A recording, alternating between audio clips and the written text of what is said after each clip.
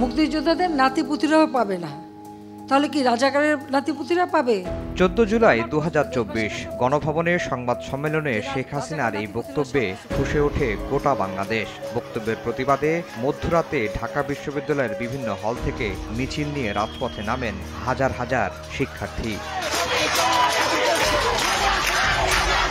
ওই দিন রাত 11টা 28 মিনিট 43 সেকেন্ডে ঢাকা বিশ্ববিদ্যালয়ের সে সময়ের ভিসি মাকসুদ কামালকে ফোন করেন শেখ হাসিনা।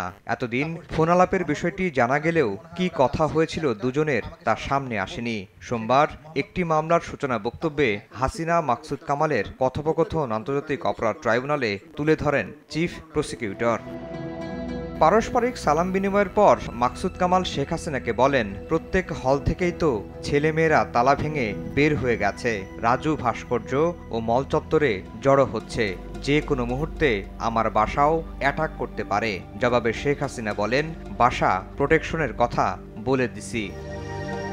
এক পর্যায়ে মাকসুদ কামাল বলেন, শিক্ষার্থীরা সবাই বলছে তারা রাজাকার। এবার শেখ হাসিনার জবাব, রাজাকারের তো ফাঁসি দিছি, এবার তোদেরও তাই করব, একটাও ছাড়ব না।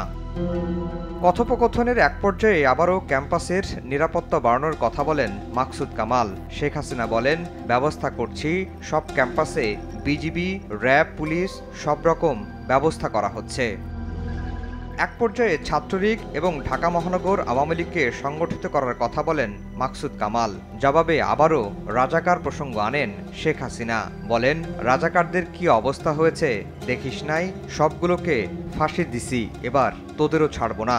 মাকসুদ কামালও বলেন, ঝামেলা মিটে গেলে ধরে ধরে অস্থিরতা সৃষ্টিকারীদের বিশ্ববিদ্যালয় থেকে বহিষ্কার করা হবে। শেখ হাসিনাও সায় দেন, বলেন, আজকে সহ্য করার পরে সবাইকে অ্যারেস্ট করবে, ধরে নেবে এবং যা অ্যাকশন নেয়ার নেবে।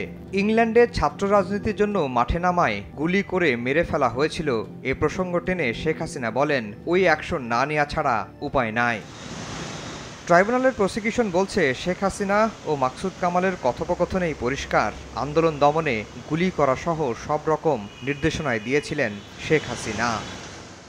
আফজাল হোসেন, সময় সংবাদ, ঢাকা।